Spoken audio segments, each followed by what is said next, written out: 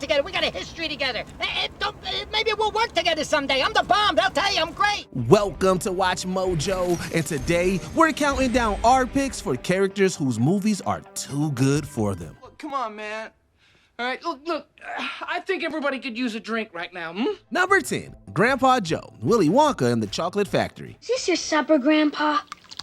Well, it's yours too, Charlie. I'm fed up with cabbage water. Supposedly unable to work, Grandpa Joe spends his days bedridden while his grandson Charlie helps support him. Yet, when Charlie has scored one of the golden tickets, Grandpa Joe gets out of bed to join him on the Chocolate Factory tour. While Grandpa getting out of bed could be seen as a miracle where an elderly man gets his youthful spirit back, this scene still leaves a bad taste in people's mouths. 'Cause I've got a golden ticket. I've got a golden twinkle in my eye. He's also a terrible influence on Charlie, encouraging him to try fizzy lifting drinks without Wonka's permission, which almost leads to a grisly end for both of them. We're in trouble, Charlie. I can't stop. It's pulling me in! I can't stop. I can't stop. Additionally, he almost costs Charlie the factory when he tries to convince his grandson to betray the promise made to Wonka about the everlasting gobstopper. Come on, Charlie. Let's get out of here. I'll get even with him if it's the last thing I ever do. Slugworth wants a gobstopper, he'll get one. Number 9, Leo Getz, Lethal Weapon franchise. Come on. Hey, loosen up a little bit, you guys. Come on, we're gonna be together a long time. Introducing Lethal Weapon 2, Leo Getz is a federal witness placed under the protection of Riggs and Murtaugh, and he eventually becomes a recurring comic relief character in the series. He always feels the need to tag along with Riggs and Murtaugh when they work on their cases, but he never takes the hint when he's not wanted. It's okay. I signed a waiver. Shut up, Leo. Besides, I usually wait in the car. Usually. That's right. Hey, they're very adamant about that. On paper, a fast-talking wise guy character played by Joe Pesci sounds perfect for an action franchise such as Lethal Weapon. However, a little bit of Leo goes a long way. Why didn't you just say that to begin with, Roger? I love these people get around boats and water. All of a sudden, everything becomes nautical. Number 8, Donald Gennaro, Jurassic Park. We are facing a $20 million lawsuit by the family of that worker, and you're telling me that Hammond can't even bother to see me? With every scene he was in, this greedy lawyer took the wonder of Jurassic Park and put a damper on it with his financial obsessions. We'll have a coupon day or something. Gee, the lack of humility before nature that's being displayed here staggers me. When the visitors of Jurassic Park first gazed upon the dinosaurs, Gennaro could only think about making money off of them. Gennaro was such a dirtbag that Hammond called him a blood-sucking lawyer, despite the fact that the attorney was the only person on his side. You're meant to come down here and defend me against these characters, and the only one I've got on my side is the blood-sucking lawyer. Thank you. As bad as Dennis Nedry was, at least he had comedic charm courtesy of Wayne Knight. What do you want? What do you want? You want food? Look at me. I just fell down a hill. I'm soaking wet. I don't have any food. Gennaro was a one-note character who abandoned kids while trying to save his own skin. And the only memorable thing about him was how he went out. Number 7, Ginny Weasley, Harry Potter franchise. Mummy, have you seen my jumper? Yes, dear, it was on the cat. Hello.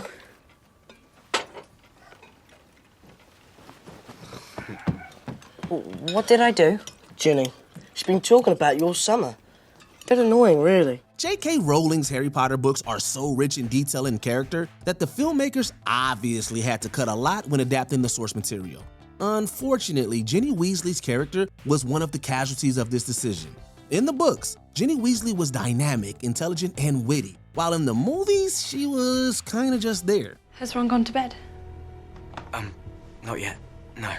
Bonnie Wright, the actress who played Ginny Weasley, has publicly expressed some disappointment about how little of the character ended up in the movies. A little disappointing because there were parts of the character that just didn't get to come through because there weren't the scenes to do that. So that made me feel like a bit anxious or just frustrated, I guess. She hoped that the Harry Potter series HBO is producing would do a better job exploring Ginny, particularly her relationship with Harry.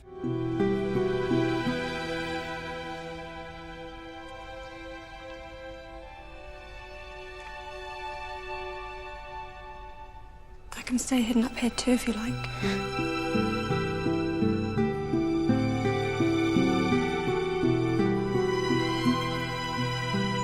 Number 6, Cameron Vell, Scanners. It was her. She was forcing me. To what? To think about her. The protagonist of this David Cronenberg sci-fi horror, Cameron Vell was a scanner that was used by a scientist to take on other scanners, who are people with incredible psychic powers.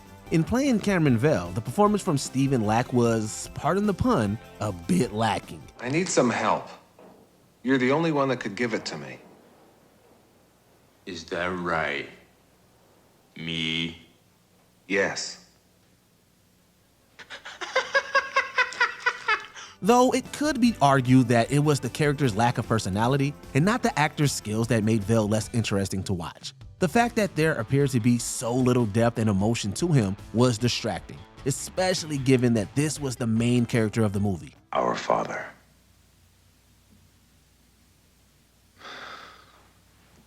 No. You're my brother, Cameron. My kid brother. No. Fortunately, Scanners had a lot of great things going for it, including impressive special effects and a fantastic villainous performance from Michael Ironside. Number 5, Norm, There's Something About Mary. Mary! How are you? Good. I'm glad we saw Come on, like you mean it. Tucker. In this comedy, Norm pretends to be a sophisticated British architect who is physically disabled, when in reality, he's just an American pizza delivery man with no disability. I'm no architect. Don't be a putz, man. Who's been to Santiago, Chile twice in 1 year?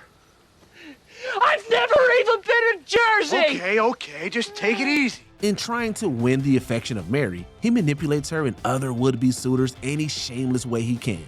Now, many characters in Fairly Brothers comedies can get pretty sleazy, but there's nothing fun with Norm's sleaziness. Come here. You read one up the hatch in here? Tucker, behave yourself. I'm sorry. He's just a third wheel whose inclusion doesn't feel necessary in this movie. Pat Healy, played by Matt Dillon, was a much more likable scoundrel. You asked me to follow around your girl, and I did. And then the truth is, I started to like her. Number 4, Emma Frost, X-Men First Class. Colonel Hendry? Yes, ma'am.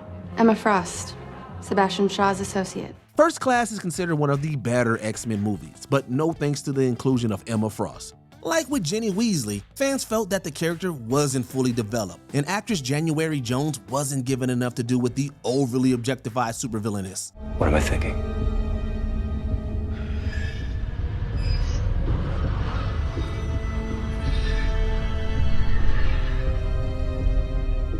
I don't know.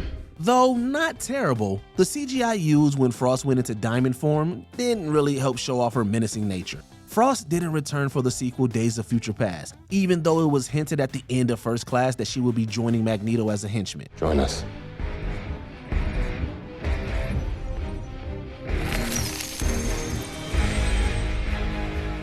Eric, I believe. Instead, her demise is mentioned unceremoniously, which is usually the sign of a character being poorly received. Number 3, Jenny Everdine, Gangs of New York. Well, gentlemen, I leave you in the grace and favor of the Lord. In this film, Cameron Diaz plays a pickpocket who eventually becomes a love interest of Amsterdam, played by Leonardo DiCaprio. While such a character sounds potentially interesting in theory, it was more distracting in practice. Give me back my medal. Make it quick.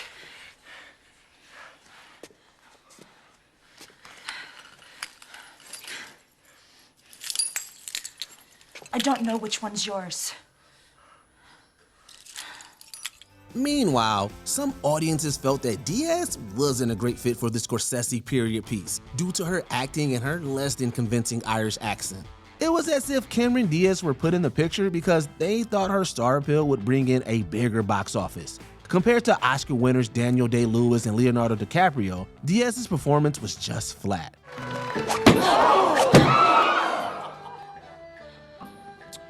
You may feel more comfortable without that garment, Miss Everdine. You'll have to filch me a new one, Bill. Number 2, Willie Scott, Indiana Jones and the Temple of Doom. Sleep tight! And pleasant dreams! This Missouri native accompanies Indiana Jones in this Raiders prequel, where he takes on a thuggy cult in India in search of the mystical Sankara stones. Spoiled and pampered, Willie is a wet blanket with little sense of adventure. My grandpa was a magician. He spent his entire life with a rabbit in his pocket and pigeons up his sleeves. He made a lot of children happy and died a very poor man. All she seemingly does is complain about her surroundings, and she's too much of an airhead to be helpful most of the time. We're not sinking! We're crashing! Grab on, shorty! The movie tries to make her comic relief, but she often comes off as obnoxious. Throughout the movie, Willie makes us miss Marion from the first film, who was strong, brave, and resourceful. Where's my gun? Where's my gun? I burnt my fingers and I cracked a nail! Before we continue, be sure to subscribe to our channel and ring the bell to get notified about our latest videos. You have the option to be notified for occasional videos or all of them. If you're on your phone, make sure you go into your settings and switch on notifications. Number 1, Mr. Yunioshi, Breakfast at Tiffany's.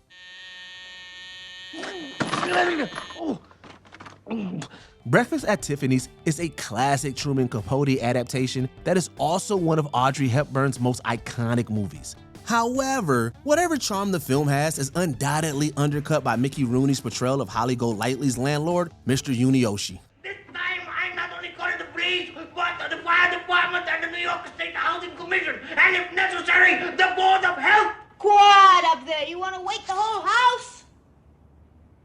In playing Mr. Yunioshi, Rooney adopted several insulting stereotypes, including putting on prosthetics and speaking in an exaggerated Japanese accent. As the years have gone by, audiences have come to criticize this racially insensitive representation by a white actor, and director Blake Edwards has expressed remorse for how the character was portrayed. Have we unfairly gone after a character in this list that you like? Let us know in the comments down below. Okay. All I did was I laundered $500 million in drug money, okay?